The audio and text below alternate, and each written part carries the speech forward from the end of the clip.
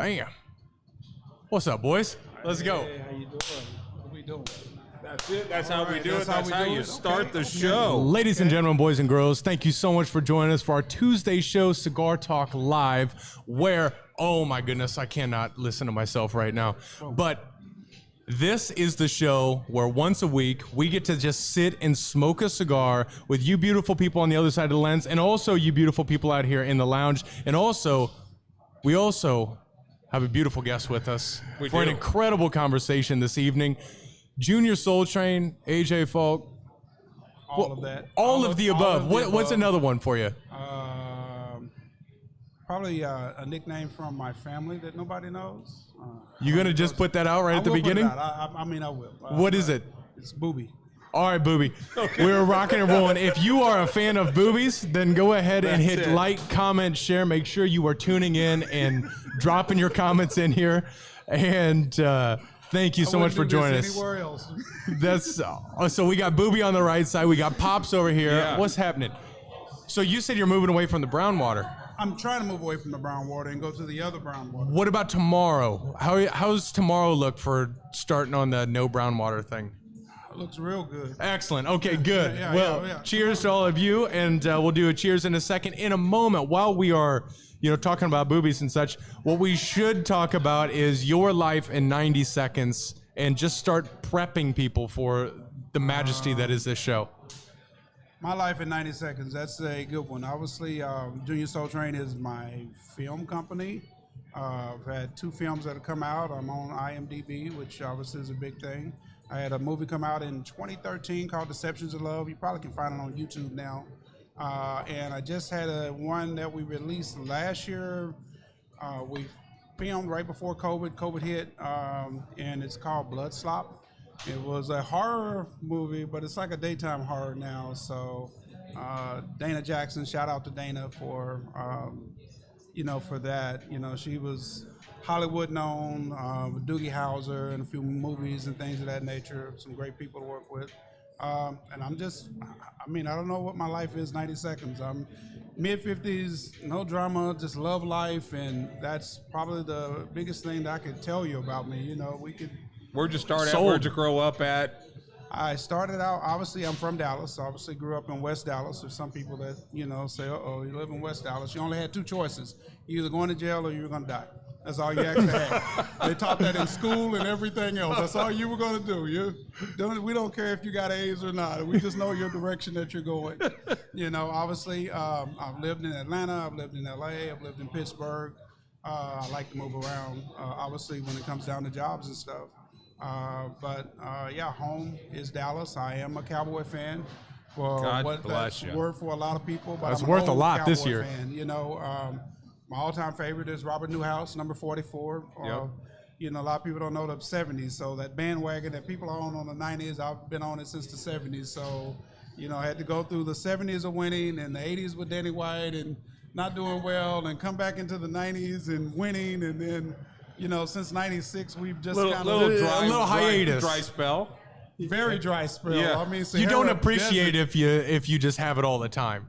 No, that's true. I bet the Patriots really appreciate Tom Brady right now. Oh yeah, definitely, right? Definitely. We're Husker fans and Cowboys fans, so we've had a dry spell since the mid '90s too. Yeah, we know about dry spells. Yes, it's a rebuilding decade or a couple decades. The Dust Bowl. The Dust Bowl. All right, so Pops, what are we smoking tonight? Well, boys and girls, this hit me out. What's up, Beer Grills? This will be the next whiskey straw, and we took a pivot from our previous provider of Lanceros for the whiskey straw, which was Edgar Hoyle and Noel Roja. And we went Principal. We came home for this one. Principal. I called Darren and I asked him if he has anything special in a Lancero that would play well in after it's been a few months in a whiskey barrel. And he said, I have something. It's never been released, but I'm going to get them to you. This is I accidentally smoked a couple of these already, and they are really good. You don't say. You gotta love accidents. Yeah. Accidentally for hours. How do you make multiple hours of accidents? It takes years of experience. Yeah. But it's a beautiful cigar. And I think it's going to absorb that whiskey. Now, Brandon, you can help us. Where did the whiskey barrel that's sitting in our humidor come It's from the blendery. And speaking of whiskey, let's go ahead and cheers and start the show, shall we? Cheers to everyone who's joining us. Cheers. Salud. So this is actually from the Whiskey Blendery, which is in Oak Point, not too far from Frisco. And it is, it's actually in partnership with the Locals, new name for people who are tuning in. But what is interesting about this particular place is these guys are one of us. Tim Hewells is one of us. Check this out. You can go to this place, the Blendery. You can go up there and go, okay, I want this MGB barrel. I want a little bit of this barrel. I want a little bit of this barrel. He'll put them all in beakers, and then you can test the blend and then create your own blend of whiskey and then buy a couple of bottles of whiskey. But they're top-end ingredients that you're working with, very aged, unique. He's got stuff that's in port barrels, sherry cask. He's got regular, obviously, American whiskey, American oak. And then he's got some that are in stainless steel, like kegs. He's got a number of different things that you can choose from, and then just blend a bottle of it. But it's a really unique concept, a beautiful location. If you don't know about the Blendery, go ahead and check it out. Tim's a tremendous guy, and this is actually this cigar we're smoking is going to spend about, as Miguel put it, however long it takes to make it perfect. So you've got to love the ability of this not being kind of with our back against the wall against an event or some sort of release. Right. This is going to be done when it's done, and it's going to use the majesty of a barrel to finish its aging process and then bring in a hell of a lot of flavor out of a barrel that we're getting from the Whiskey Blendery. And this cigar's got What's up, William Treadway? ton of flavor. It is good. And I thought when you were in talking to Josh earlier, I guess it's a Cigar Talk Live, so I guess we could talk about cigars for a couple minutes. And then let's move on. But one of the things that you were talking about is that we were talking about flavor and depth and strength and those things. And you said, which is so true, a marshmallow is full body. It just doesn't deliver pepper. It doesn't deliver some of the things that impact your palate, but it has a ton of flavor. But we would think at it as something that would have the softest flavor. But when you think about it, it's got a ton of flavor. And it's vanillas and it's sugar and it's all of those elements that create that. But full so body. a cigar, something like this is full bodied. It's got a ton of flavor. Smoke output. But it's not sitting heavy. It's a little young. Hammering your palate. This is still a little young, though. That's okay, but let it finish out in the barrel. Exactly. Yeah. But this is good. What do you get out of it? What's it telling you? It's telling me to smoke more. Yeah, good. Good. I like that. Yeah. And I'm not But the really- retro is not the retrohale. When you retrohale, it's when you take the smoke through your nose. The retrohale does not have the traditional burning if you have a cigar that's really young and it's still kicking off ammonia. This just is a function of the micro fermentation that has to finish. That cigar has to finish binding together. Yep. Not binding in Yeah, a traditional marriage. sense. Yeah, marrying. All those leaves have to get to know each other better. Junior, how far are you into your cigar journey? As far as rolling, I just started rolling this year, right? Back in February, but I've been smoking for, 15, 20 years, off and on. You know, it's kind of like everybody else, right? It started with the little Al Capones and, you know, you smoke those and then moved over to the Black and Milds because you thought you were hip, and this is 20s now I'm talking. And then I just started growing into it. But back in probably 2013, I was up in Indianapolis doing some training up there, and a bunch of us got together and we stopped at this little local place, and I bought this cigar, and it was like, I never spent $15 on a cigar, you know, and it was always my all-time favorite cigar. I always thought that was my favorite cigar. And What was it, a Oliva Milano? That was actually Liga Privada number 9. Okay. The All original right. blend. That's when it was still $15 a stick. Yeah. You know, but it was, again, it was the original blend, not this blend they have out now. You know, you can, if it's a favorite, you'll know what it is. And up until a couple of weeks ago, that was my all-time favorite until I met you guys. And thank you for changing my palate and everything else of what a good cigar is, because obviously that Alfonso number 5 is hands down the best cigar that you will ever taste. Ever. If you've never smoked an Alfonso number 5, I'm begging you. If you say that you smoke cigars, I am begging you. You got to try it. You have to. And enough said on that. It's almost like if God made a cigar and he was like, okay, I'm giving this to you. That's what that Alfonso is. It's like God's cigar. It's so funny. I always said that about the Monte Cristo number 2. Yeah. It's God's cigar, and then he made it up to man to try to replicate it.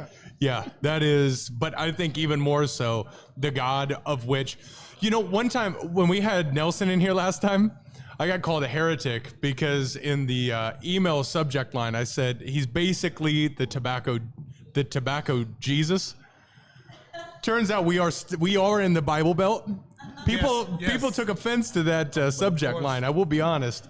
I didn't think twice about it. No. But I still stick with it. I think Nelson Alfonso is pretty close to either a Yoda or a Jesus or something within the tobacco realm. I agree with you on that. So we've got Beer Grylls coming in. Good to see your name as well, Beer Grylls. It's been a while. I was recently gifted an OG Añejo Shark, and the price tag still says $14.99. And it's golden brown cellophane. Can't find myself to smoke it. You know what, Beer Grylls? Smoke it. They make them to smoke. They don't make them to age. Just smoke it. Yep. You have our. Would you give your stamp of approval to smoke that? Yes. It's only $15. Don't hang on to it, because that's what we do a lot of times. Is like we have this stick and we want to hang on to it because we don't know if we're going to get another one. So. But let's be honest. What's going to happen with those number of cigars in your humidor? You're going to die. And then somebody's just going to get rid of them or smoke them and not care about them the way you do. So just smoke it. You're right. And it's a gift. So honor the person who gave you that gift and get after it. And for those of you who are joining us, thank you for joining us. This is Cigar Talk Live, our Tuesday get together. Get after it. Drop in your comments. We want to hear questions. We want to hear trivial questions to help guide the conversation. Where are you coming in from? What are you drinking? What are you smoking? I have a feeling this conversation is going to get deep. So if you want to hear some meaningful shit, stick around for a little bit. Deep, right? Deep. I don't know what deep means. It means get the shovel out. We'll feel it. We're gonna go with it. We'll feel it. I guess being ourselves, right, is probably the most important thing. So what this is we had a tremendous show last week. And Junior, you pulled me aside after the show and said, that's the pinnacle. That's the I've said pinnacle more times this week because of you. As a matter of fact, there's a post on our Instagram right now that says, welcome to the pinnacle. And it's your fault. And he said, this is what it needs to be. It needs to be something that's true and open and just genuine. And that's what this conversation is. So it's Mark Myers saying, pull up the boosts. I don't know what that means. Oh, the boots. The boots. Pull up the boots. You know what that is? I know what that is. The boots, right? What does that mean to you? Is that Puss in Boots? I don't know. I don't know what. Knowing Mark, he's probably watching a cartoon right now. Watching a cartoon. So, I love cartoons, so I mean, we've got mad at it. Everett. Everett's coming in. Greetings to Junior Soultrane from Uncle Everett. Hey, Uncle Everett from Cleveland, Ohio. So yeah. Good to. Is he your uncle? Yeah. Well, actually, yes. Not like Uncle Bob that has been over at the house a few times. No. He's actually a relative. He's always going to be a relative uncle. Yes, he is. Actually, from the ex-wife, he was obviously, that uncle, and in that family, it's kind of one of those families where you're your uncle. I'm sorry, I don't know you as anything else. That's just it. So. If that didn't work out, you're still uncle. It's real interesting that uncle, how it's used. When you're a kid, you think they're all actually your uncles. I was about 28 years old when I found out that Uncle Bill at the shop was not related to us. No. He was just a guy who worked at the shop, but it was Bill. Uncle Bill. And it didn't make sense. Yeah. I mean, he could mill heads like a motherfucker. Yeah, but I'll tell you what, Yeah, he was a good mechanic, but Jay, we've got Damon Mara just stopping in during the Stars game intermission to say happy holidays to the fam and go Stars. That's it. Marty Upton, what's happening? Make sure Frank Tomaszewski's up and your winning cigars are in the humidor. Do you want to let's give a 3-pack of these away. Well, there's not. Yeah, sure. I mean, you already smoked 5 of these bitches. Well, maybe it's 10. I don't know. But who's doing math? Why do you bring in math? So we can give 3 of these away. These are 3 non-production cigars. I mean, there's certain people you could look at in this room right now that have this cigar. Us, no one else, right? What's she smoking on over there? Maybe. There Is might Josh be, Sims? Is Josh Sims smoking not one? Josh, but when Josh shuts down, there's a lovely young lady over there that might have one. Oh, but Nicole. All right, that's cool. Yeah. I'm cool with that. Yeah. What's up, Nicole? What's up, G Reed? G Reed, you smoking one of these? No, he doesn't know anything about that. It's a Lancero. He doesn't know anything about Going that. in the whiskey barrel. Shut up! Don't tell him. Look, Ha ha, son of a bitch. Knowing the way he operates, he'll go buy 500 right now. Oh. and why are you counting them? Look, all I know is we're going to give 3 away. All you have to do is put in the most creative comment throughout the show, and we're Yeah. going to give that to you. Most creative. Okay. And you get to Okay. decide that. Okay. Most So, creative. So you grew up in West Dallas. West Dallas. Yes. What does that straddle? What does West Dallas straddle? You know what Parkland Hospital is? I think there's Trinity. What is it? Trinity Grove now. Okay. West Dallas is just they have a levee and a bridge to get you into downtown. It's it was low income, but it's like prime real estate for people because it's right across from downtown. So you would want to. Now they're trying to take over and trying to build it up, but they really just want that land. Is that like Art District? If you go over from the Art District Yes. straight to the west So there? you're going a little bit west of Art Yeah, District, so you yes. go over the little bridge Yes. there, over into the Yes, okay, that's it. okay, just north of. You'd be just north of. Where's Ty from? Oak Cliff. Oak Cliff. Oak Cliff, yes. Okay, gotcha, Yes, gotcha. yes, For those who are not in Dallas, This apologies. doesn't mean anything to you. Yeah. Okay, RoboCop shot that shit up in Dallas. Said Beer Grylls. I have a feeling Beer Grylls with his comment game is going to I maybe think- win this. I think we'd consider it a challenge. Yeah. Yeah, Drop in consider- some questions, get this thing going. But my question is, what is the last lesson of life that you've learned? Probably be yourself, right? And I've always told this story. One of the best working relationships I have ever had, and this is going to be a bomb because you wouldn't believe this. One of the best working relationships I ever had was with a known Klansman. What? Really? Like that. What? Yes. Let me tell you why. Because we knew where we stood with each other. All right? When we talked, we worked, right? Business all day. We can talk business all day, but I knew that I didn't have to come in and ask you how your weekend was doing, going, and I didn't have to sit there and tell you the latest joke I just heard. I don't have to do any of that stuff. And I always want people to be that way with themselves. Just be real, be who you are, and it's like a lot of people not. They're more fake in the sense of that if I don't act a certain way, then people are going to judge me. Or look a certain way or have certain things. Exactly. Yeah. And so that's always been where from when I had that relationship, I said, I need to be that way with everybody. All right. I'm not going to lie to you because, again, I can't keep up with a lie. I'm getting too old for that, but I'm going to tell you, honestly, my honest opinion, if you ask me a question, how's that shirt look on me? It's ugly. Yeah. I mean, this is from Stitch Fix. Don't say it like I have that. that same shirt. Do you know really? what I'm saying? Yes. Actually, because of you is the reason why I wore my co-hands. Oh, But I know. He just said that. He's got them. I have this shirt because of him. This is excellent. But that's probably the biggest lesson I think I've learned Be you. overall is just be yourself. Some of the things I always tell people, right? I think that everybody and their children should all watch Blazing Saddles. You should all watch Yes. All in the Family. You should all watch The Jeffersons. Sanford you should Son. all watch Sanford and Son. Reason being is I loved Archie Bunker because Archie Bunker, no matter what they say, they called him a racist or whatever, he was being himself. And it was the funniest thing in the world when you sit there and say he was just being genuine.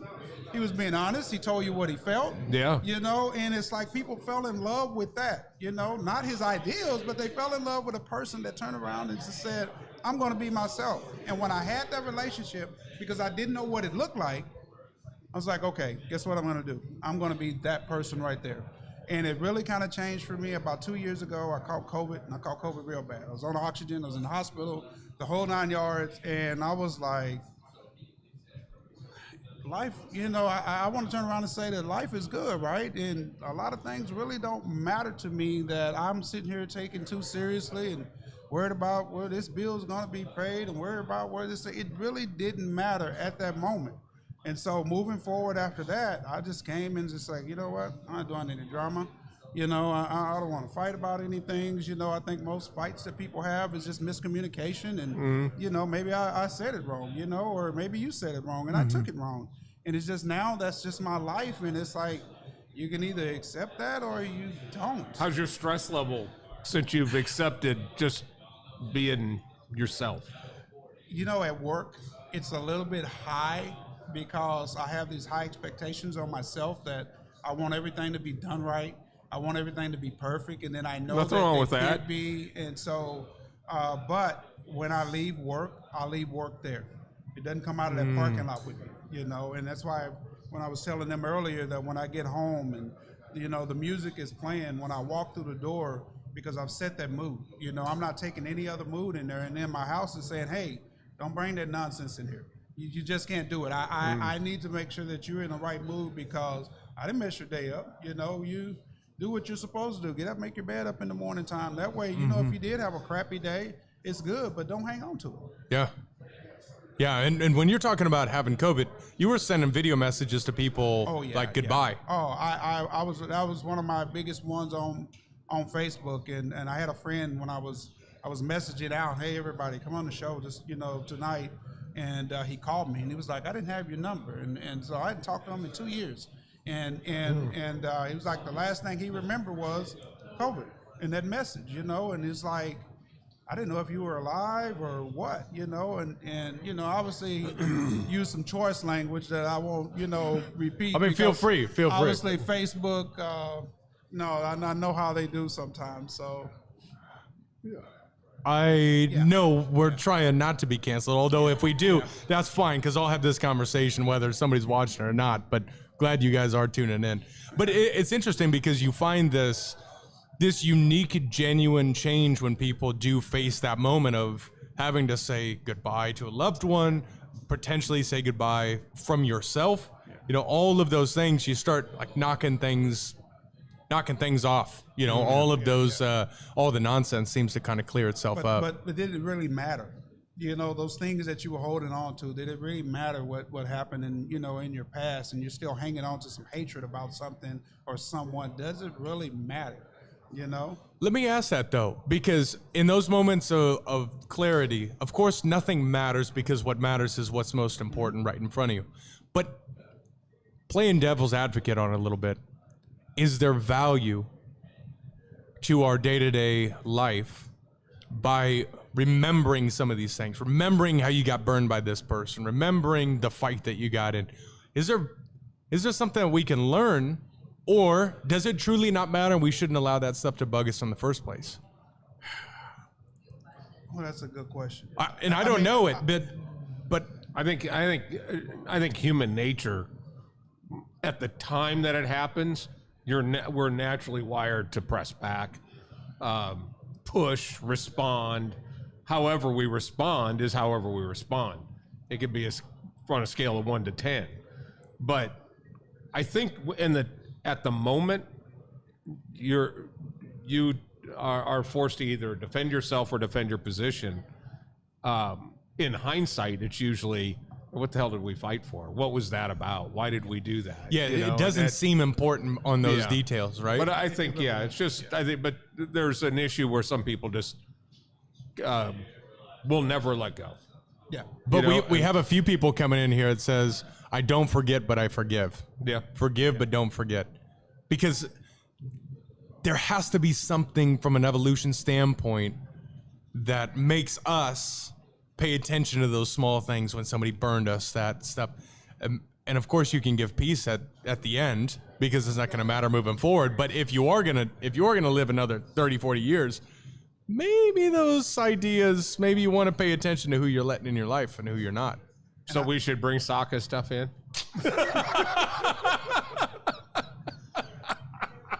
Yeah, exactly my point. Exactly. Okay. This man was disrespected so bad that he was so disrespected that he wasn't even offended to it. His whole mission was to make sure that Nathan didn't murder another human being. And it just turned him into, it's In a okay. trade show- It's okay. in a At a trade trade show show, he's booth. like, it's okay. It's okay. Don't murder him. And that's why we don't carry Saka stuff. But it's... so And even when I've said, hey, do Exhibit we want to A. look at it again? He's like, nope.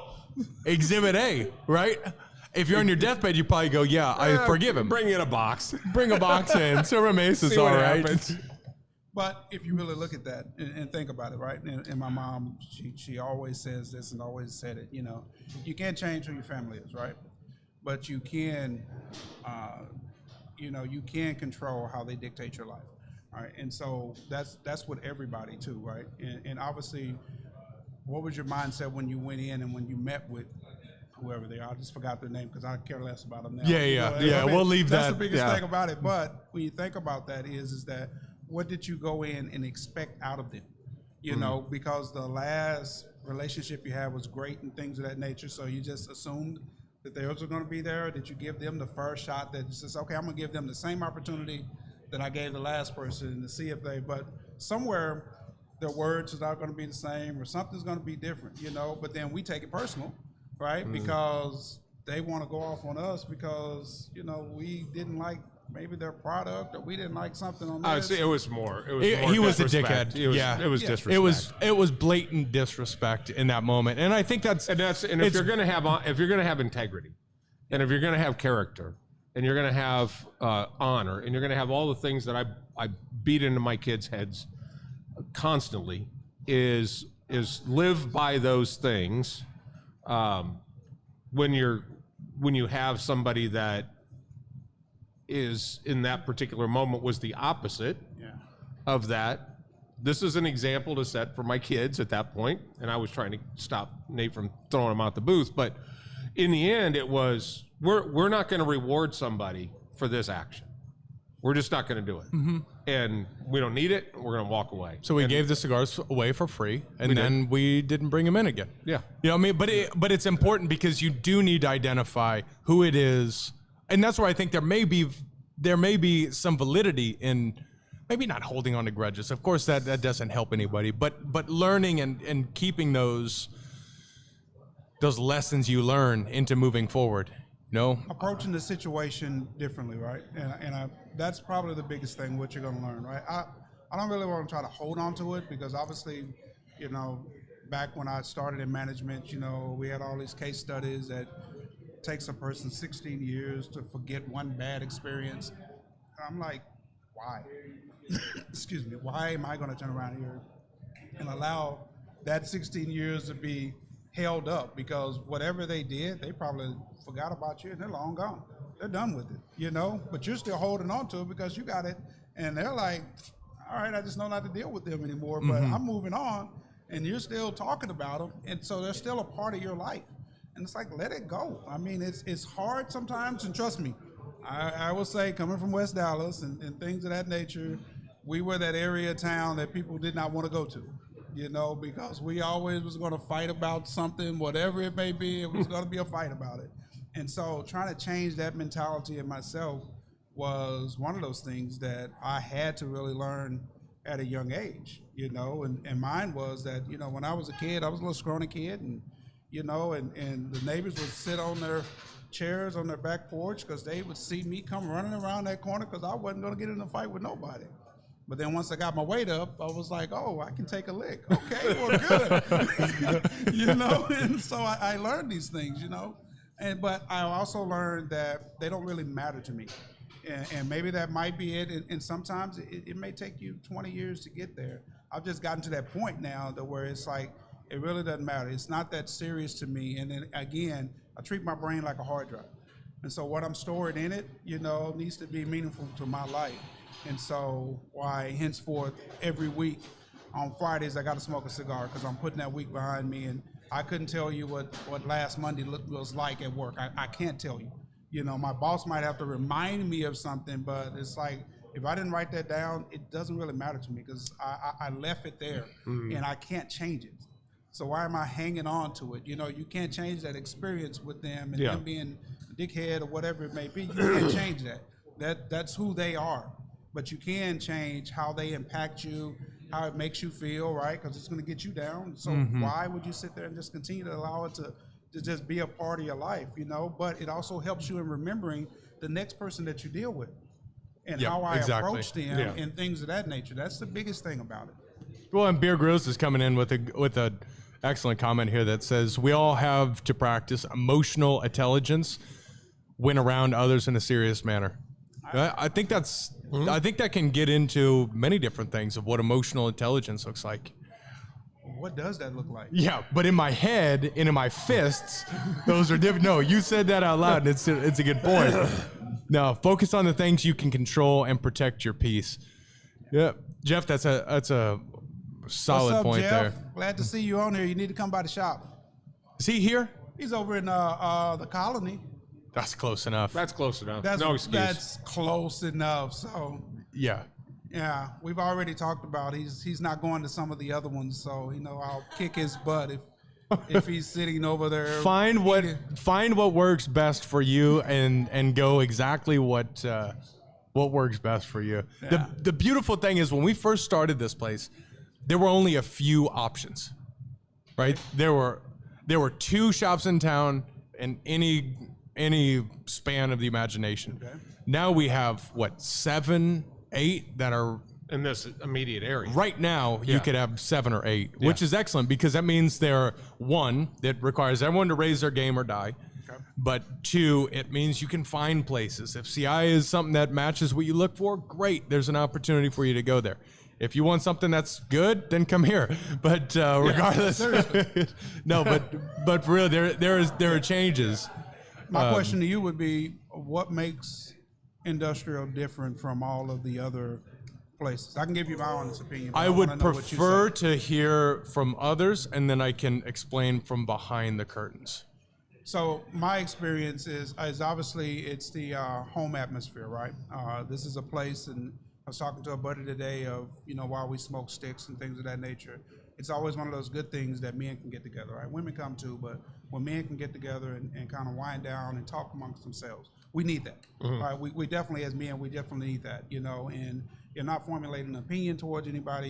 You're understanding that I know what you're going through, and I know that, you can't call off sick at work, because you got to take care of the family. Yep.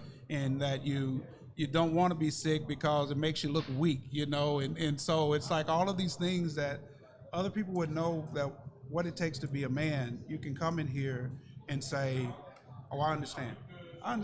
Yeah. Oh, you ain't telling me nothing new. I got it. I get that, and that's one of the beautiful things about this. And we always talk about the first time we came in, there was a car show. Yep. You guys were doing the show. Yep. You're like, hey, come on in. And then I saw, and I'll never forget it. And I saw Dad, and he sits over there, and he goes, and he just looks up, all right? And he has this look, and all I can see is y'all bringing kids to the house, right? And he's trying to figure out who they are, and he's like, all right, who are you? That's Why a perfect description. And then it's like, do I know you? Do I know your family?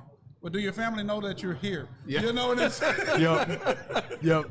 And I saw that, and I was like, yes, that right there is the epitome of what we need to have here. If I can, this means, first off, you and Nina are an irreplaceable part of our culture here. You are an unbelievable addition to the value of the community in which we set out to create, as is Craig, Nicole, Wayne, Ron, JJ, Jeff. I could run down, Josh, and everyone in this room. And another piece of this is also immensely important, and it's Luciano who's coming in right now. Oh. He says, what makes industrial different is legitimacy, authenticity, and goodwill to serve their clients as their ultimate goal. It's a business But when you do it the way they do it, you can change the world. And holy shit, Luciano. Wow. Yeah, I mean, Wow. there are. That's, I can fit people that I look up to in the cigar industry and put all three of them in this front row. It is, and Luciano is one of those that just he sees things through. He just sees things in a different way. I think more importantly, we had set in our mind what we wanted that morphed into something that would only get better. And he sees it and he gets it. And there are people that come in and maybe they don't get it. And maybe that's to your point.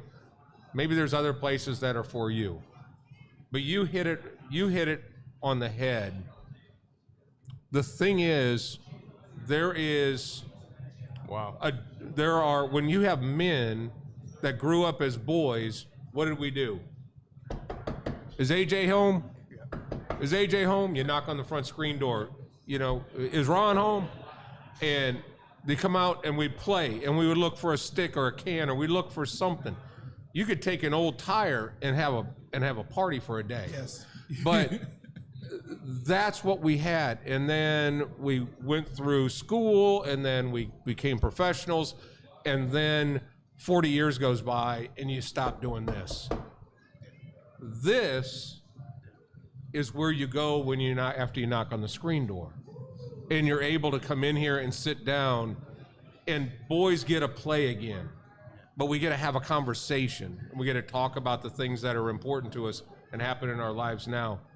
And I think more importantly, this place has become a place where somebody that is having a worse day than you can come in and sit down, and people around them will embrace it and lift them up and make them realize this brought us together, but the fact that we're together is what makes the difference. Yeah, that's what keeps us together. And I appreciate the fact that our friend Luciano sees that from afar, because unbelievable. He has seen all cigar lounges of all types, but people talk about how cigar lounges like CI are bar forward. Yep. And there's D. Lincoln is restaurant forward. We are culture and lifestyle forward. I like that. And if we do this, the cigars take care of themselves. Yeah. And it is, the business takes care of themselves. But I wouldn't trade this for anything. I wouldn't trade this for anything. Yeah, it's pretty. Yeah. It took me a week to memorize that shit. I'm just telling you right now. Yeah. Luciano is one of those people that I want to meet. I think I've looked at that interview that you did with him probably 20 times. He will be here soon. Yeah, and it's like over and over again. But where do you go that you actually can meet, you know? When is Luciano going to be having a conversation with anybody in the comments section? It's unbelievable. I cannot tell you. Where can this happen? What a blessing this moment of time is, you know, to just share this with Luciano wherever he is, with everyone in the lounge. This is why we do this. I think this is home. Yeah, I don't know what I'd do without this place. Honestly, yeah, this is, wow. You know, this place actually rekindled why I love smoke, right? Why? I mean, I could go sit on my patio and I can smoke or whatever, but then to get up and actually come in here and walk in, and that there's, you know, no judgmental people here. You know, there's probably more advice on, you know, hey, get over that shit. You know, it's not as bad as you think. Hey, let me tell you my story. You know, and then you're like, oh wow, well, yeah, I guess it wasn't as bad as I actually thought. And don't you feel that maybe you started by smoking out on your patio, and this was a tool. It was a tool used to relax.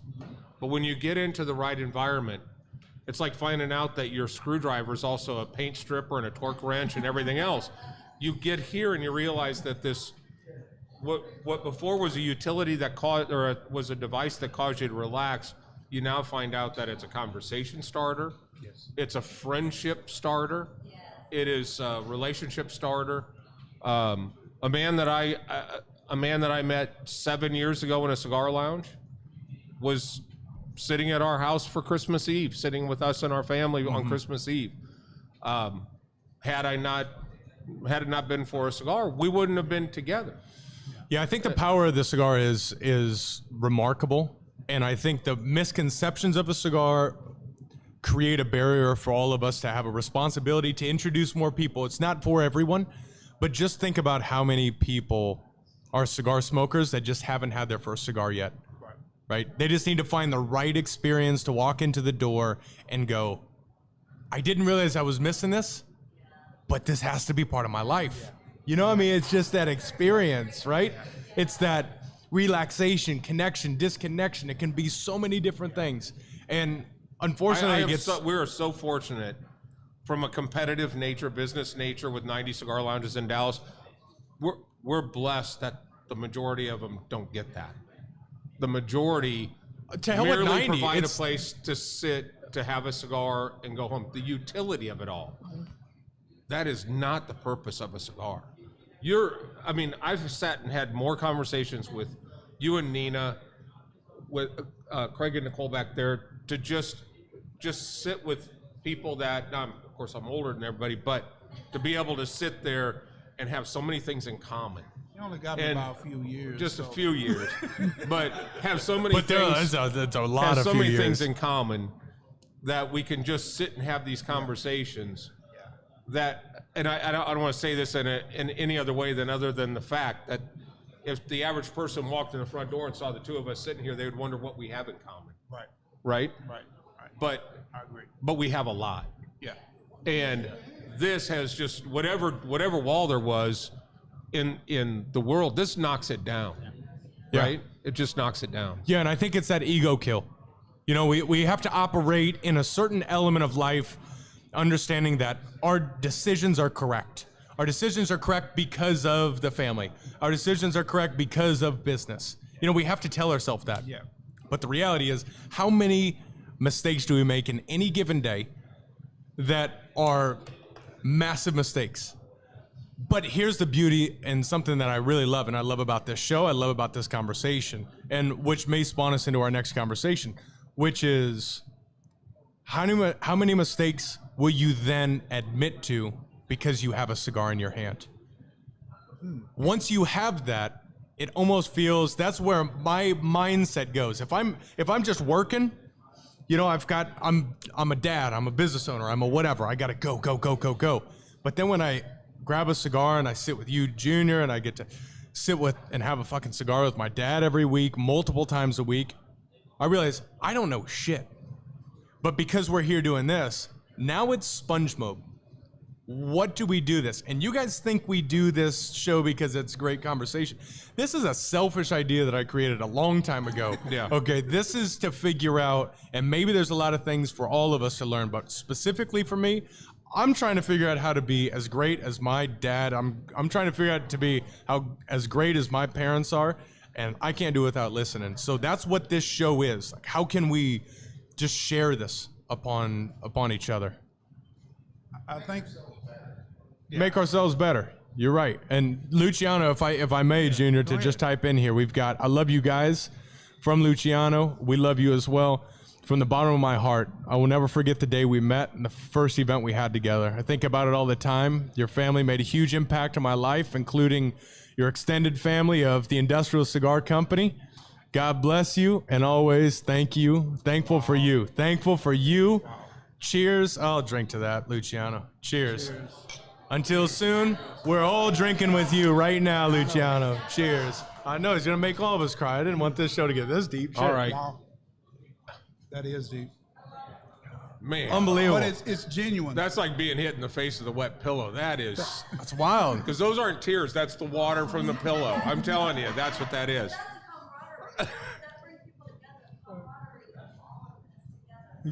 Yeah, I think he hit it on the nail when it comes to you guys, is that you are being genuine, you are being yourselves, you know, I think I've talked to each one of you when it comes down to a cigar, and that's all the boys and you, Dave, and all of that. And the conversation was always the same.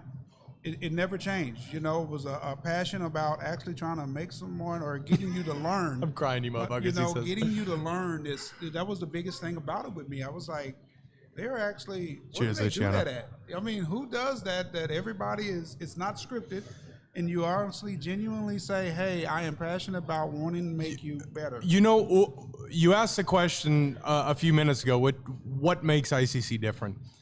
And behind the curtains, it's the amount of love and passion that comes from everyone. And I'm talking Mike Choate, Brandon Byers, I'm talking Ali, I'm talking Ted, Nicole, people who don't have the last name Frakes. Yeah. Right? Honestly, the most important people in here are the people who show up every day, who show up early on Christmas Day, Mike Choate. Yeah, 5 o'clock comes in early to be here to make sure that someone opens the door so we have a place for us to go. Like, I think it's important for us to talk about the people who make this possible, and what our vision is we share. And if you don't share the vision, unfortunately, we don't have space for you. But if you share the vision for this, honestly, we're going some really, really bright places. I think there's a lot of people that cook. They like to cook. There's nothing that gives you more pride when you cook something and you give it to somebody and they love it. Yes. And I love that. And we get to do that every day with cigars. We get to say, to be able to take this cigar and to let you guys try a cigar before it's actually released, and to be able to see your experience and see how long much you been like standing it there? is awesome. Mike, you haven't been standing here for a long time, have you? Okay, good. Yeah. All right. No, shout out to Mike that for does sure. make sense. Yeah, shout out to Mike. Cheers to Mike. Hey, cheers all the way through. Salud. There we go. Okay, so let's take a pivot. We're coming up on the end of New Year's. Garrett Reed is firing hot over there. I don't know if you're the same way as I am, but I love to start the year with a clean slate. So what do you do in prep for the new year? Are there any rituals, anything that you do, you make sure that you do? I have something I do for the last few days of the year so that when I start January 2nd, we got a clean slate and it's ready to rock.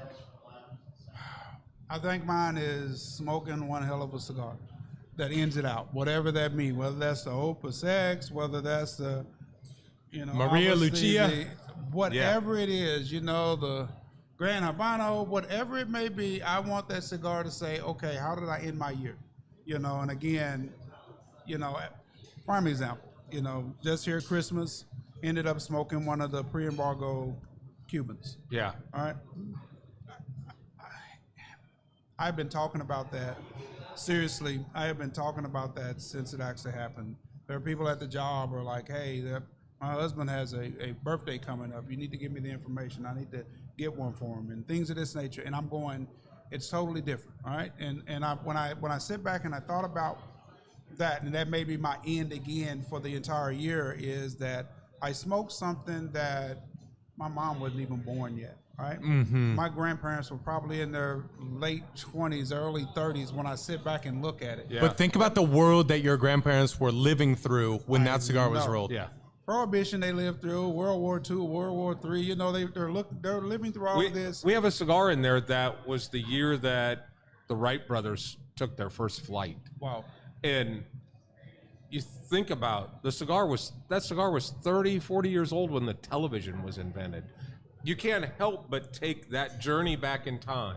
It's going to be the most unique tasting cigar you've had. Yes. Maybe not necessarily a cigar you're going to smoke every day, but it's an experience. It did take me back to, I thought of my grandmother's house, right? And the quilts, right? And what those smelled like, and that chest of just open it up. The and it old was just, books. Yes, it was a smell that was like, it refreshed memories that I only had as a child. And I'm going, wow. And I'm talking a child in the 70s, but this was way back before then. But it was like, I could understand that why this is so great. Mm-hmm. but I would have never knew anything about that if I wasn't here. No, right? no. And the one thing I like about it was that, and I love, and I can't call them staff, right? They're family. I mean, it's just, that's when you guys ICC are not family here, members. they're family. It's just like when one person doesn't know something, they will be quick to hold They'll find on out. 1 second. I'm going to bring you somebody in that can talk about it. I know you did that time, and obviously you on the Cuban and coming in, it's like, we'll get you the answers. And you come in and you talk about it, and you're able to talk about it and why, and maybe it might not be good for you. You know, I'm not trying to sell you anything. I'm trying to give you an experience. But, Exactly. you know, I'm going to give you that warning as well, too. This may not be what you think. And so you have to have that open mind, you know. For most people, they'll be like, oh, this don't smoke like the ones that we're used to, right? Well, Yep. I've been institutionalized when it comes down to smokes. I can say that. So boutiques I was never really into. No, until I got you here. were blinded by the label. Yes. Yeah. You know, but it was obviously it was commercialized and things of that nature, and this is what you're supposed to smoke, and you get in there and they sell you on things versus trying to understand you, and here you try to understand your flavor profile and try to introduce you to new things, and then it's like you introduce them to them, and it's like, oh wow, this is impactful. the best cigar I think I've ever smoked, but I would have never known that unless you came through and said, hey, this is what you want to smoke, and this is why you want to smoke it. Thank you, G. Reed, for saying that. Our dear Appreciate you. friend Oliver brought in some cigars from 1880, and we smoked those one year for Christmas. And it's still an experience that it wasn't the best tasting cigar I ever had, but it was the best cigar experience. Okay. As just sitting down in a chair and literally just cooking your fingers because you wanted to smoke it to the very end. It was just, it was incredible. Yeah, or singe your mustache, whatever. Speaking of cigar experiences, what's one cigar experience you've had? No, that's too trivial. We need to hop Sorry, into it it. blew up. It'll never happen again. We need to hop. Asshole. Let's. Mike, you were right about him.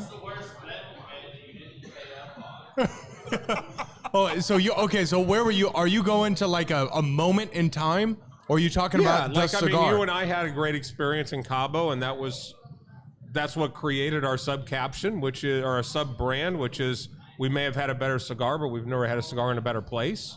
That's on our little sacks. That's quote, not a ball joke. We Not a have ball them on joke. our bags. Yeah. Okay. But that was something that fell out of my mouth that Brandon went, write that down. Because we were sitting there as sunrise in Cabo on the top of this hill watching the whales go full breach and smoking a cigar. Who gives a shit what it was? But it was just awesome because it was just me and Brandon doing that. I've had the ability to smoke cigars on the tee box at the World Championships with Andrew and smoking cigars when you weren't supposed to smoke cigars at the NCAA Championships with Nate. Though all of those are great experiences. Have you had something like that besides, your experience here at ICC that you think back and go, I don't know what the cigar was, but this was the right time to smoke a cigar? I went on a cruise, and we went out to an island, Great Stir Cay or something like that. I don't remember it, obviously. But I was on this island, obviously, they took us out to, and I'm in the water, and I got my stick, and I'm smoking it, and I am hunting for sharks. That's all I wanted. I was hunting for sharks. And Smoking a cigar. I was hunting smoking a cigar, hunting. and I know that if I just kind of wait and, we'll figure this out, and the sharks are going to come up. You go where the little fish is, because they're going to get eaten by the big fish, and then you're going to look for a shark, and probably not even, 50 yards out was the last shark attack out there and things of that nature. So I'm out there, and I'm going hunting for sharks. It's on my YouTube channel or something. I'm like, I'm out there hunting for sharks, and I'm like, I need bait, and I'm like, hey, why don't you come over here? Yeah, you're the bait, by the way. I wanted to take a selfie with a shark. That was my whole thing. I was like, I'm going to grab it, pick it up, and I'm going to hold it, and hopefully somebody gets it before it gets out of my arms. But I was Before it bites your arm off. But that was a good experience because I was obviously on an island, and it was just, it's something totally different, all right? Because there wasn't a care in the world. You're just enjoying yourself, and then you just have that stick, and you're like, wow, this can't be better. You know, and I don't know what the stick was, you know. And, Not the Fuente sharks. You're not talking about Fuentes. but that was probably my best experience. What's one of yours, Brandon? I would say hunting for the Northern Lights in Iceland. And that's really interesting. The next night, I watched the Northern Lights light up. And it's really unique how they light up. They kind of streak and take off. It's not, they don't all hit at the same time. It's a really unique thing. But the night before, it was still cloudy. But I left, it was in Vik, Iceland, which is in the south of the island. I took the car out and I started driving and I just went, I'm gonna go find it. And I just went out, parked in the middle of pitch black, we're just trying to find, and all of the clouds had this green hue. And I just said, if these clouds break, it's going to be the greatest thing ever. But in the moment of just kind of freezing my tail off, just keeping the shutter open, trying to get that photo, the photo ended up picking it up, but I never really caught that break. But there was just this moment of, you know, when you have this moment of solace, the sensations kind of go away. You stop worrying about if you're cold. You stop worrying about all the other shit. There were moments where you just realized, I'm out. I'm disconnected. I'm doing something unique. I'm doing something fun. Couldn't tell you what the cigar was, but I was by myself hunting for the Northern Lights. And I thought, as a kid who grew up in Omaha, Nebraska, this is something that none of my friends are going to relate to. This is all something completely unique. Chasing Northern Lights in Iceland, finding it, didn't see it that night, who gave a shit. I just sat and smoked a cigar completely by myself in the darkness, and it was a unique experience I haven't thought about for quite some time. That's cool. What's yours, Pops? Man, I have no idea what I smoked. No idea.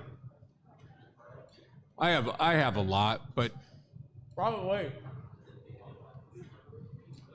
oh, I thought you were going to. No, he said it. Well, he asked me if it was Aromacraft, and I said it probably was, because that's right when we opened. So it was probably Aromacraft, like Aquitaine number 5. Honestly, there was so many since we there was opened. a time.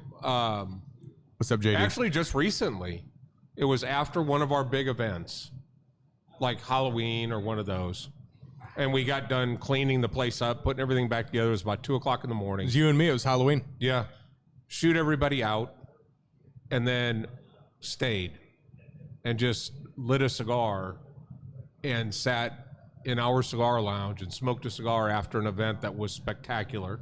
Everybody was still, great? Enjoying it, or at least the alcohol was starting to wear off.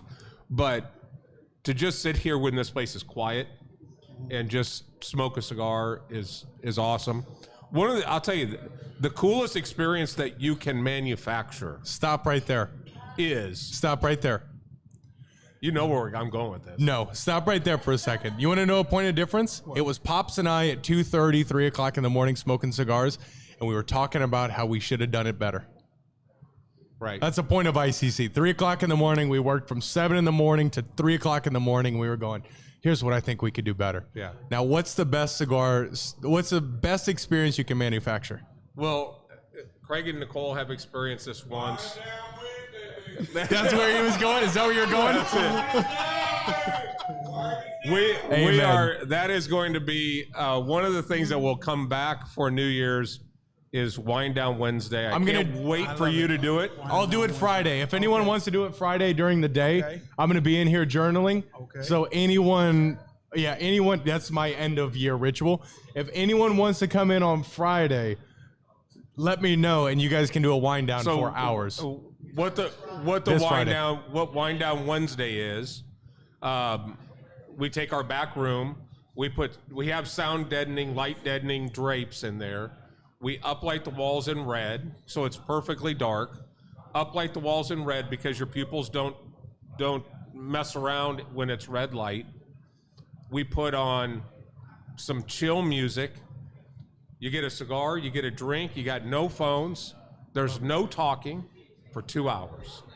And by the time you get absorbed into that music and you close your eyes and your mind runs through a lot of visions, experiences, I'll see like my grandpa. I mean, there's a lot of things that'll happen, but then you just completely let go and relax. And it's always a shock to everybody that's done it when I go, okay, it's been 2 hours. And they're like, what? Hold on just a second. Yep. You guys have been in. It's amazing. It's interesting. It's one of the coolest things, and it's nobody has. Do you have a single takeaway from a wind down? Because I have one. I do. Do you have a single takeaway that you remember? Rob Goodwin. We do this thing called wind down from the wind down. So at about 15 minutes left, I'll turn the music out. I'll bring the lights up just a little bit, and we'll do the wind down from the wind down, and go around the room and ask, where did you go? Where did you go? And Rob is a young man. He's in his early 30s, and he lost 3 friends in a 2-week period. And he got done with that, and he said, I don't know how to grieve. And you're in a room with other people that immediately began sharing their experiences on grieving and loss, and to watch him go from not knowing how to deal with it to being given, in a sense, permission to grieve and understanding of that. And I watched this change this man's life as he's going to experience loss again. So that was one of the things that came out of it, was just to watch him for 2 hours was able to just deal with it himself and let his internal brain do the math. Wow. Yeah, and it was it's very, very powerful. I can't stress it enough. The last time we did it, there was a concept that came to me that I now live my life by, and I actually started a process of firing friends because of this. And that's, quite frankly, friends of mine who have been friends for 20 years. Love them. I don't have time for them. Because this concept came to me that was everything in your life is either a tool or a weapon. And you're the vector point. Look at everything. Look at money. It can be a tool to drive you, or it can be a weapon. Your friends. They can enrich your life, or they can make you worse. Cigars, even, right? It can be a crutch, or it can be a tool. Every single element in your life is either a tool or a weapon. There's no black and white in these elements. It's only how you use them, and maybe sometimes you need it to be a weapon. Maybe sometimes you just need to accept that I'm all right with eating, a pound of chocolate. It's gonna hurt me, but I kind of need this, Yeah. But in this 2 hours, which felt like 5 minutes, I started going through every different scenario, tool or weapon. So now up on top of my desktop, I have tool or weapon. Everything I'm judged on my day-to-day operations is tool or weapon. How do you use it? It's a very, very impactful couple of hours. And with all of the stuff that is hammering you from day to day, you would never have a chance to stop long enough to let your brain have that thought. Sure. To have a cigar in silence. You have to do that. Yeah. You have to do it. Like I said, I'm going to do that Friday. So if someone wants to come in, I'm in. I'll be here probably around 10. But we can do multiple flights. It doesn't matter. You guys, we'll talk on who's in. Yeah, whoever's in, you guys let me know, and we'll do it. But I think I'd have to take this place as a tool then, right? And I'll just listen to your story, and so it kind of brought back some things. So when I was going through COVID, I was losing a lot of people that were close to me, mentors and things of that nature. And this place really kind of opened it up. And when I sit there and think about that, walking in this door and being welcomed the way that I was welcomed was like I truly needed that. That was something that probably just really kind of changed my life about what cigar, so about people. I mean, just forget cigars right now. It's just people. And it's the way that you treat people and the way to walk in the door. And it's just like everybody is the one thing I love about here is that people walk in and they make it a point to walk around Shake shake everybody's hands, hand. and Yeah. talk to everybody. How you doing? And you don't know them. And I think I truly needed that in my point in my life, and it made me better to say, you know what, this is what I want. So I've taken it to the job, and I'm doing all these other things just because that tool, you know, it could have been a weapon, right? Because I could have had one bad experience, and it's probably somebody that probably just don't even come in here, you know, but they were coming in here, and I just interacted with them. But everybody that I talked to never changed, and that's what made it. This place here made it a big difference in, you know, where is there a turning point in your life and something that changed, and it was here. It was the family, right? And I'm Right, not Josh? just saying the family of Right, you Josh? guys. I'm talking about the family. I'm talking about a Ty. I'm talking about Craig and Nicole. That family changed everything for me. That I'm like, that's where I got to be. There's no ifs, ands, and buts about it. It's where we got to be, right, Josh? I mean, this is our conversation for 2 hours tonight. Is just you never know necessarily when you're in that fork, Yeah. you know. And Josh is man enough to go. I asked, is it a blow off valve or is it a fork in the road? And it's really easy to make an excuse, you know. I just need a little release, but to just look at yourself and go, I'm at a fork. And in those moments, you need a place like this, whether it's this place or another, but you need people.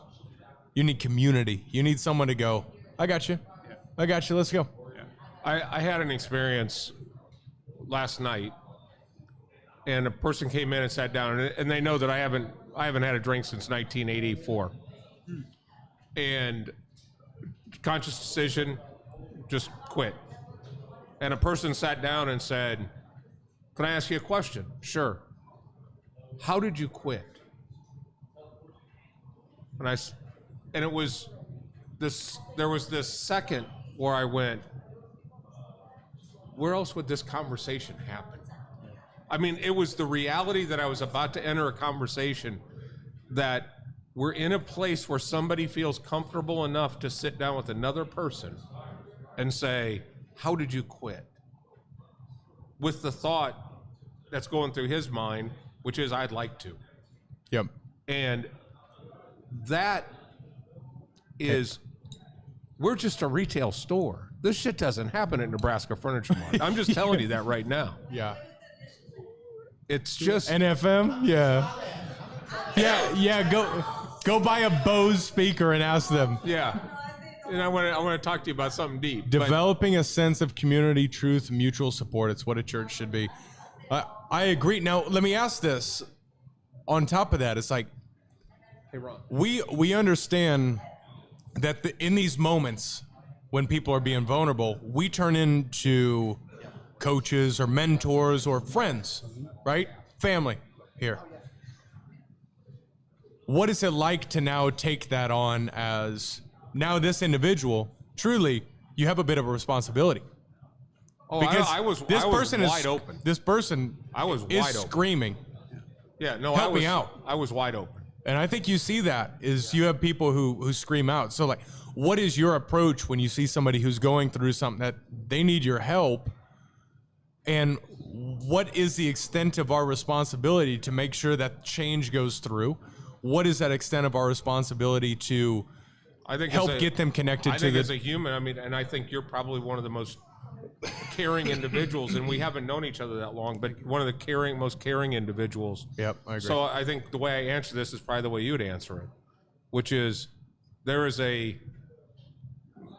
guess your wiring is to help. Are you the guy that drives past somebody that's got a flat tire, or do you stop and help them and change it?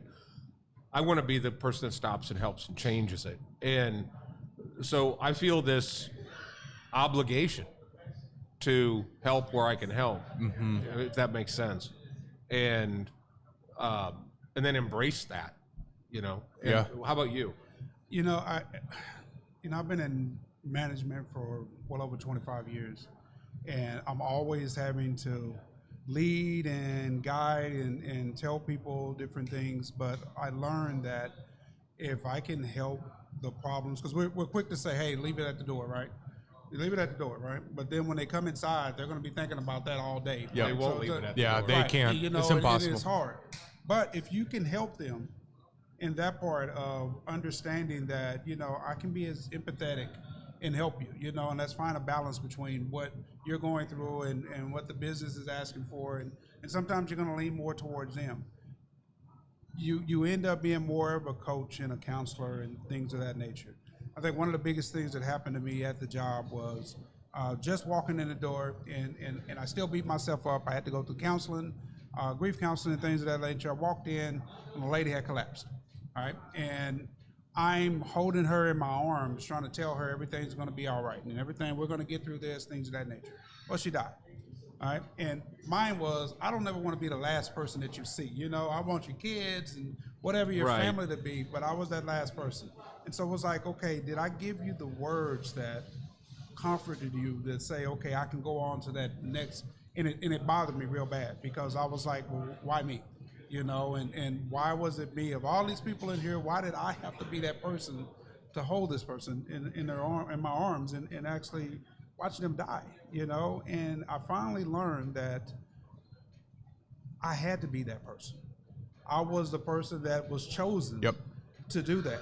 And how I responded was with love, because I looked at it now as, am I holding my mom in my arms? Am I holding a child in my arms? What am I doing? Where am I giving them that comfort? And I've just learned that that's what I have to do now. You have to. As individuals, as humans, as decent humans, I'd say as that much, is that we have to sit back and say, what are we getting out of it? I didn't get anything out of that, right? Mm-hmm. I mean, but I helped somebody. What did she? And that's the biggest thing, is that we have to, and I see that, and I'll keep talking about this place over and over and over again, just because of the impact, And again, I've always said, if you've impacted one person, you won. Yep. That's it. If they can go on and be a better person and pay it forward and do something for somebody else, you've actually won. Because I'm not getting anything out of it, right? And you guys obviously are, educating me in the sense of, I don't see this as a cigar lounge. I don't. The sticks will sell themselves over there. I really think that's always going to be there. Us as well. It's just the people and coming together and saying, no matter how effed up this world is, there are still good people in the world. Whether they're the humans here or if they're the aliens, and yes, I believe in aliens. I think y'all talked about that. And we're gonna in a second. And I love that part of it, because again, but if it's believe, does that satisfy? But I gotta say something though, is I think it's too few to say if you've impacted one person. I got to be honest. I think maybe I'm young, maybe I'm naive, maybe I'm too hungry. But in the reality of the world in which we live, we have 4,000 regular customers, something like that. But Josh Sims and I were just having this conversation. Every individual represents a family. Mm-hmm. It represents a husband, a wife, a dad, a coach, a community leader, and if their small experience with us becomes their better, now we're talking exponential growth. I will not be okay with helping one person. I've helped one person. Right? I could check that box and then if something happens to me on the way home, okay, cool. Yeah. But the reality is, I think we have to be focused on one more person. One more person to help, one more family to impact. If that dad who was going to go home and be dysregulated because of job work, whatever, but he goes home and is relaxed. There, he's there, and he doesn't scream at his kids for no reason. Look, I understand it, but we have to look at these moments as, if we can impact that one person in that one moment, excellent, make it for the better. Now move to the next. Mm-hmm. Not move them and see you later, but move to the next for the next conversation. Right. And I think that's our role. And maybe that's what we, in opening this business, is what we do. And it was the community. It was obviously we didn't never expect it. It was never part of the planning process. It just naturally happened. But I think it naturally happened because we wanted it, as we saw small groups building, and not to continued I agree. to grow. So And, You know, I and see I don't. like Fish down there. He's been coming here since day one. Yep. You know, he's been part of this little nucleus of a group that has gotten bigger and bigger and bigger. So you just hope that you're making an impact on everybody's.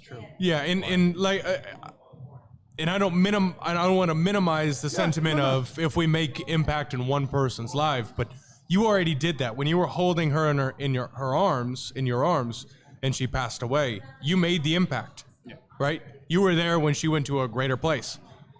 Okay, impact's done. Well, what else are you gonna do? That you do this every day. Every day you walk in and just say hi to anybody. Yeah. You and Nina. Yeah. Craig, Nicole. I mean, like I said, we could talk about everyone who else is in here, but we got to focus on those people who don't know what exists outside of these four walls. We have to show them what exists in here. That's our responsibility. Our responsibility, not necessarily ours, but if we all share that vision, it is our responsibility. Yeah, I think there's a lot of cigar smokers out there that haven't, like you said, haven't had their first cigar in this type of environment. Yeah. There's also a lot of people that haven't smoked a cigar yet, that if this is their first experience, they'll get on that ladder that I've described in the past as the cigar journey, with hundreds and hundreds of thousands of people just milling around underneath the ladder. But we help get people up on that ladder and start making that climb, and it's so much fun. And then when you have the Lucianos of the world that help you climb 2 steps at a time, makes it even better. Man. Yep. I think one of the biggest things about that is knowing what your purpose is in life. All right. And that moment probably defined what it was in my purpose of helping people. Yeah. What is your purpose? How would you guys, both of you guys, I'm curious. I think the biggest thing is knowing that my purpose is to help. I mean, whatever that is, and to give what I can give, right? And obviously, you know, you came to the friends and family, right? Didn't know y'all that long. Didn't really matter to me about just, hey, I have an opportunity, come here. You didn't know what you were going to walk into, right? And you walk into it, and it's like, oh, this is a great experience. I just wanted to offer it up. You know, it's like, I don't get nothing out of it. You know, I don't get a bonus every year. There's nothing out of it but watching a smile on the face of somebody that said, man, this was amazing to me. Yep. That was it. So I felt like I helped, right? You did. So, you know, when you realize what your purpose in life is, right? And once you finally realize that purpose, then life is better. Y'all realize your purpose. I truly believe that y'all have realized that the purpose is to change, because there are a lot of people out there that are smoking cigars. There are a lot of people that are in cigar lounges that think that is what a cigar lounge is supposed to be. You know, and I've been around and going that that's not what a cigar lounge is supposed to be. That's not it. This is a conversation that you can, some of my best conversations have been in lounges with people that I've never known, you know, but it's just me and them in there, and it was the greatest experience. The lounge probably sucked after that, but you know, it was just like I never had that experience, but I knew at that time I needed to be there with that person, and we needed to feed off of each other and our energy, and it was great at that moment. Here, there's always those great moments. That's the one thing about it is that when you walk in here, and it's not a fluke. And the funny part about it, somebody's going to walk in here because they're looking at that experience, right? They're listening to us, and oh yeah, we're going to go in there, and then they're going to walk in here with this high expectations, and they're not being themselves, their own, you know, guard or whatever it may be, and maybe had a bad day, and then they're coming here and they're going to feel like they have a bad experience. I can't do anything about that. You know, who did you sat next to somebody that just came into and didn't know the culture, and you know, or whatever it may be, and or you sat on your phone and didn't want to make that connection. that's it. Sometimes my phone comes out because I always have to take a picture of the stick. It just helps me remember what the stick was that I smoked. That was it. But other times I'll put it down, and it's just like, hey, I want to watch a game, or hey, I want to have a good conversation with somebody. Live in the there, moment. or sit across from you, and then you just sit there with me, and you just shake your head like, yeah, I understand. You know, this day. That's it. I get it. I get it. You know, when we don't have to talk, because we know that it was a day for you, it was a day for me, and you know what? Let's enjoy the sticks, and you know, we can have a moment of silence, like you said, and know that, man, that was the best experience I had, because they got me, I got them. They understand as a man what I'm going through. I understand what they're going through as a man, and how difficult that can be. And that's the beauty of here, is that, again, I want a conversation, I have a conversation. You know, it's going to be sitting there. If I don't want a conversation with somebody, I'll sit next to somebody that's probably not going to talk to me or whatever, you know, but we're still having a good time in our own world. Right. But we're here having that good time. Yep. Dad, what's your purpose? Not the easy answer. Not the easy answer.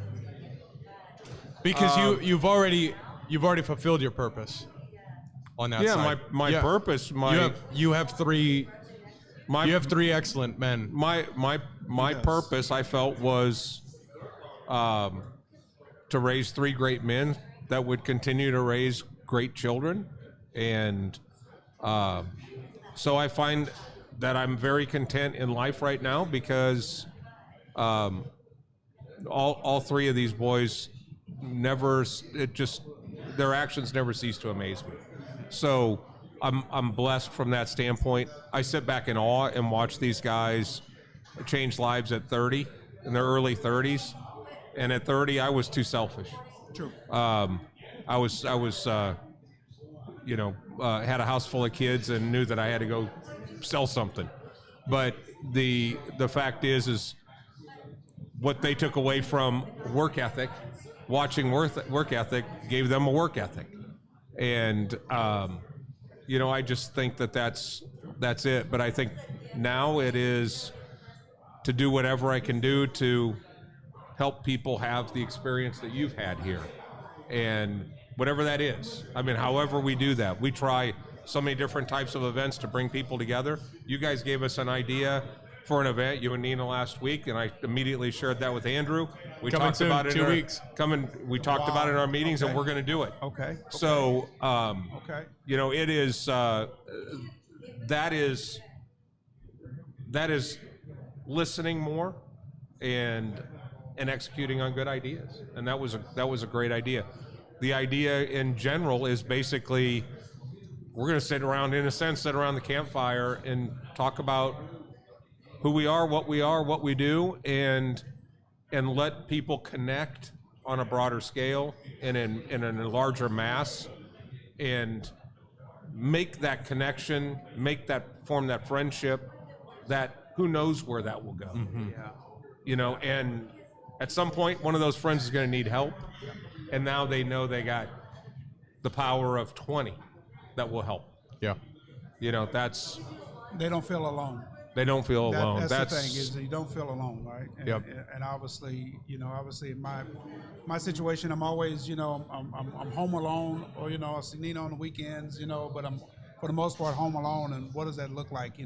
Walking into an empty house and what I'm feeling. So I have to set my mood of what my day is going to be like, right? And not get caught up on that. Hey, I am going home alone, and do I feel good about that? And there's a lot of people out there that don't, and it's okay. And I'm gonna tell a lot of people it's okay that you're that way, but there are people out here that you can sit back and talk to, and obviously come in here and just, and sit and find people that, understand what you're going through. And that's probably the biggest What thing about you, it. kid? I don't know what my purpose is yet.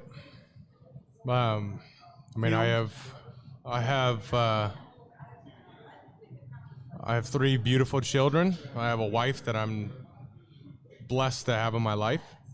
I'm glad to have the life I live. It's pretty easy to get emotional about it.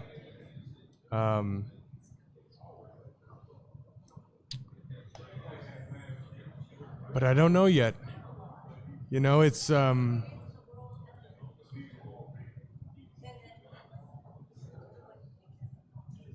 It'll find you. It'll find you. I'm just very proud to live the life we live today.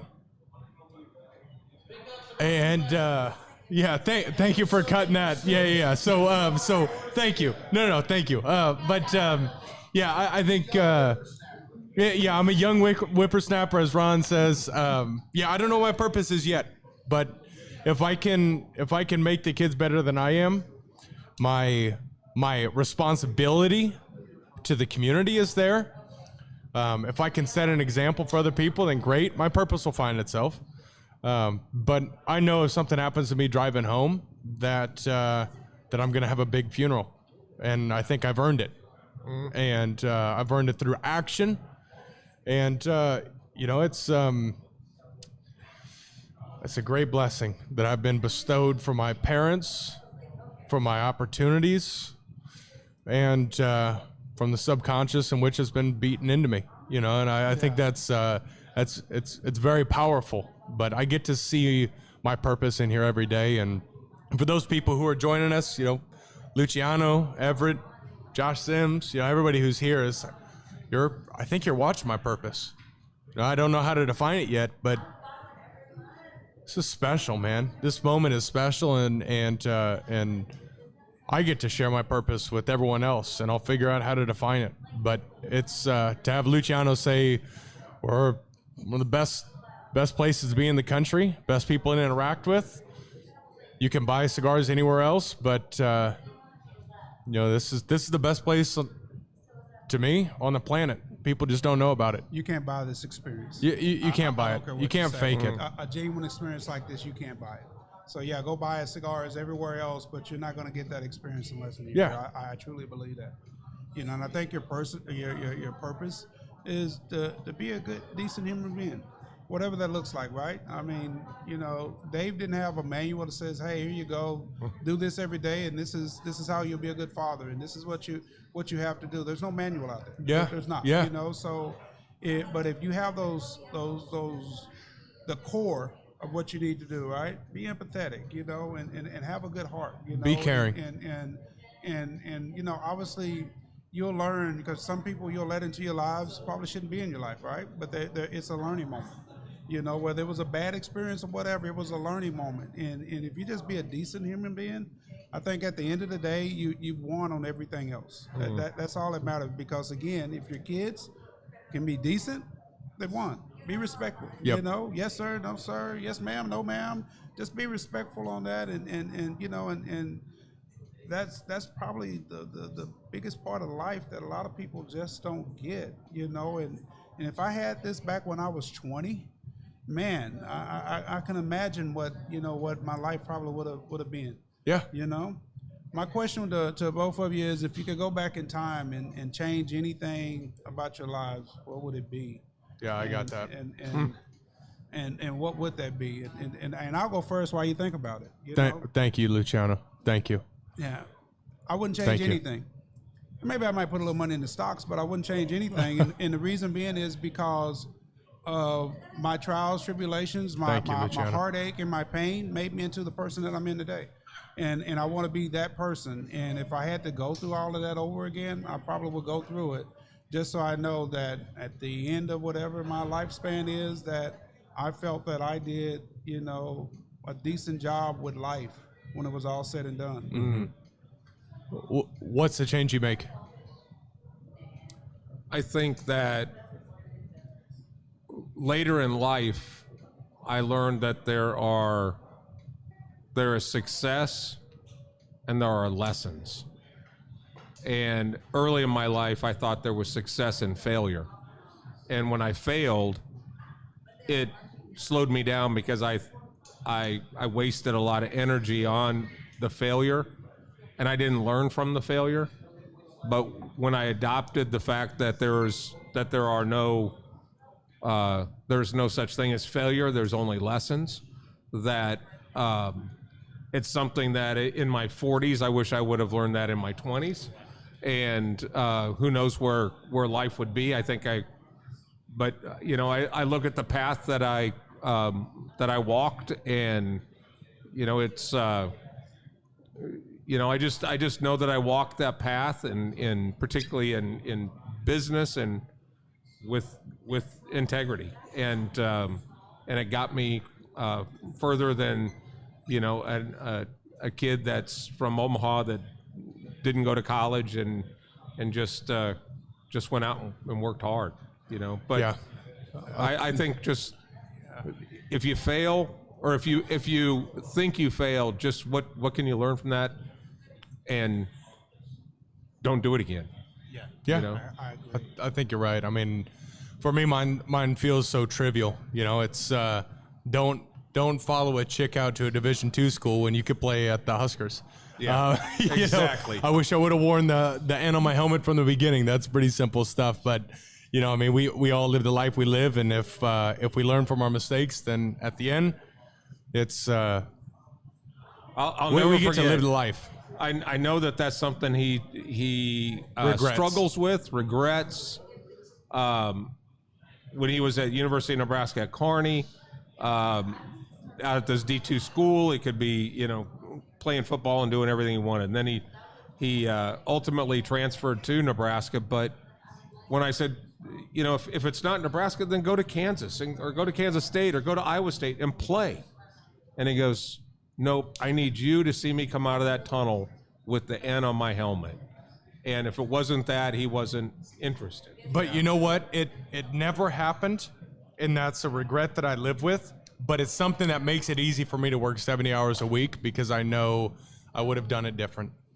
You know, and I'm okay with that. But I watched you on the big screen at Memorial Stadium running out for the state championship. And I was standing on the sidelines in the Husker Stadium watching you run out and seeing you up on that screen. I'm 100% satisfied. Well, 100%. I think with all that, I think it's about the right time for all of us to hold up a glass, hold up whatever you got. If you're at home, if you're here, I think this has just been an incredible show, and this is a big old salud. Salud! Cheers, brother. Cheers. Cheers to all of you. Thank you guys for joining us. This is Cigar Talk Live. This is where we pour our hearts out on Facebook It's the internet for some reason. It's the internet, so we feel obligated to tell everything. No, Junior, thank you. I appreciate it because I didn't want Facebook to cut this live off, you know, because I didn't know what was going to come out of my mouth. So, but I do appreciate the opportunity that you guys, you know, obviously have given me. You know, I love your family more than you realize, just because of what you brought into my lives that you don't know, and the impact of that. You guys, you know, I probably could never tell you or show you more than The fact that you keep coming back. You know, that's I'm gonna have to be like kicked out. You know, so I'm gonna keep coming back and not going anywhere. You know, and if this place wasn't here and y'all were selling cigars out the back of your trunk, I'd still be right there. You know? Well, thankfully, we're still in business. We're going to be in business for a long time. Yeah, there's less rent. Hold on, the rent's lower. Yeah, but with that, no, thank you guys. We appreciate all of the love, all the support, everything that you do from a week-to-week perspective. We would not give this up for the world, and you better believe it. Pop's always taught us you fight for two things. That's your family and your life. I'll tell you what, you guys are my family and my life. I will fight for all you. Absolutely. All you people. I love you so much. That's it. Love all of y'all. Cheers. Happy New Year. Happy New Year. Adios, suckers. Wow. And